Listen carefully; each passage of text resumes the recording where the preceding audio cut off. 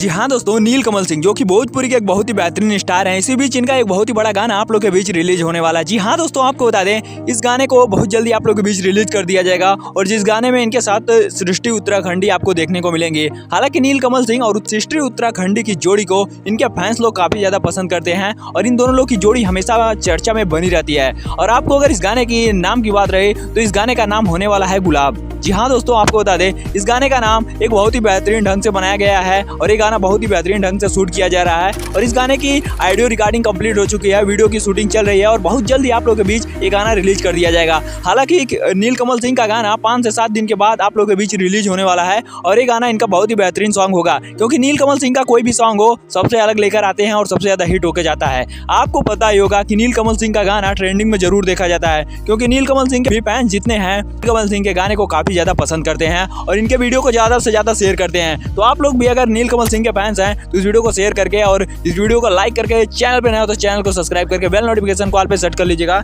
जिससे भोजपुरी रिलेटेड कोई भी खबर हो तो सबसे पहले आप तक जरूर पहुंचे। तो हमारी ये वीडियो देखने के लिए बहुत बहुत धन्यवाद। तो मिलते हैं फिर से किसी एक और नई धमाकेदार वीडियो के साथ। तो तब तक के लिए जय हिंद, जय भारत, वंदे मातरम।